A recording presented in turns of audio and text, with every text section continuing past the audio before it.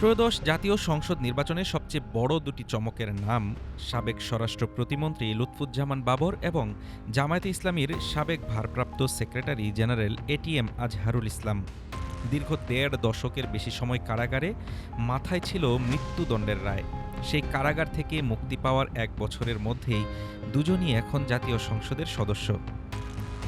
কারাগারের অন্ধকার কক্ষ থেকে জনসমুদ্রের আলোকিত মঞ্চ, রাজনীতির নাটকীয় প্রত্যাবর্তনের গল্পে এবার আলোচনার কেন্দ্রবিন্দুতে এই দুই নেতা। নেত্রকোনা ৪, মদন মোহনগঞ্জ ও খালিয়াজুড়ি নিয়ে গঠিত এই আসনে তৃতীয়বারের মতো সংসদ সদস্য নির্বাচিত হয়েছেন লুৎফুজ্জামান বাবর।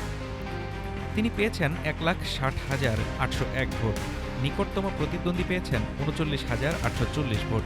ব্যবধান ১,২০,৯৬১ ভোট।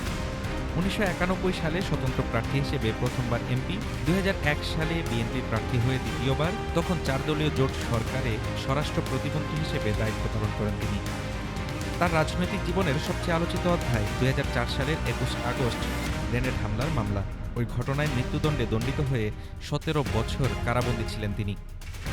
২০১৮ সালের ১ অক্টোবর ১০ ট্রাক অস্ত্র মামলায়ও ফাঁসির রায় হয়।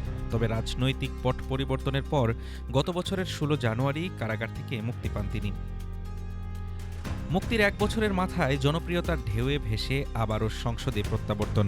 রংপুর ২, বদরগঞ্জ ও তারাগঞ্জ নিয়ে গঠিত আসনে দাঁড়িপাল্লা প্রতীকে জয় পেয়েছেন এটিএম আজহারুল ইসলাম। তিনি পেয়েছেন ১,৩৯,৬৮০ ভোট। ধানের শীষের প্রার্থী পেয়েছেন ৭৯,৯১০ ভোট। ব্যবধান ৫৯,৭৭০ ভোট। জয়ী হয়ে আজহারুল বলেন, যারা ভোট দেয়নি তাদের সঙ্গেও ভালো আচরণ করতে হবে। তবে তার রাজনৈতিক জীবনও বিতর্কমুক্ত নয়। ১৯৭১ সালের মুক্তিযুদ্ধের সময় মানবতা বিরোধী অপরাধের অভিযোগে আন্তর্জাতিক অপরাধ ট্রাইব্যুনাল ২০১৪ সালে তাকে মৃত্যুদণ্ড দেন। ২০১৯ সালে আপিল বিভাগ রায় বহাল রাখে। পরবর্তীতে রিভিউ শুনানিতে সর্বোচ্চ আদালত তাকে খালাস প্রদান করেন ২০২৫ সালের ২৭ মে।